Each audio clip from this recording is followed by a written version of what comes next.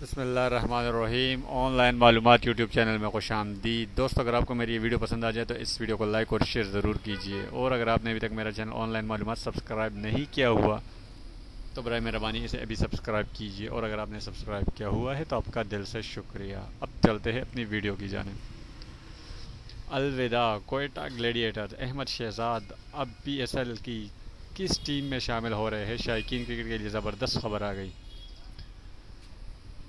Online मालूमात। Pakistan super league के पहले 2 एडिशन में कोयटा ग्लैडिएटर्स की नुमाइंदगी करने वाले पाकिस्तानी ओपनर अहमद शहजाद की फ्रेंचाइज छोड़ने की गैर मुसद्दिका इत्तलात सोशल मीडिया पर चल रही है।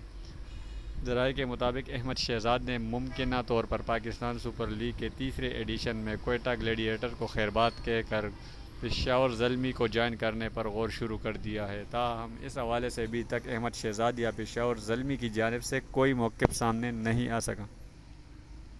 याद रहे कि इससे कबल पेशावर ज़ल्मी के साबिक़ कप्तान और अहमद शहजाद के करीबी दोस्त शाहिद आफरीदी पेशावर ज़ल्मी को खैरबाद कहकर कराची किंग्स में शमूलियत इख्तियार कर चुके हैं।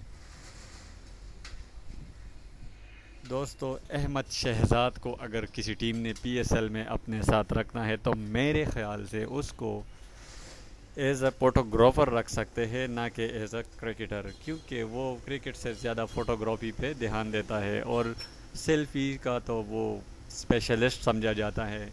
तो अगर पेशावर ज़ल्मी को ये गलती करनी भी है और उसे अपने पास रखना है तो उसको चाहिए कि अहमद शहजाद को एज़ अ फ़ोटोग्राफ़र रखे। और अगर वो कोयटा ग्लैडिएटर में भी इस वक्त रहे तो कोयटा ग्लैडिएटर को भी ये सोचना चाहिए कि उसको किस फील्ड में फ़िट किया जाए। कोयटा ग्लैडिएटर की अगर फ़ोटोग्राफ़ी अच्छी हुई तो शायद इस बार वो PSL फाइनल के साथ साथ फ़ोटोग्राफ़ी का भी कप जीत सके।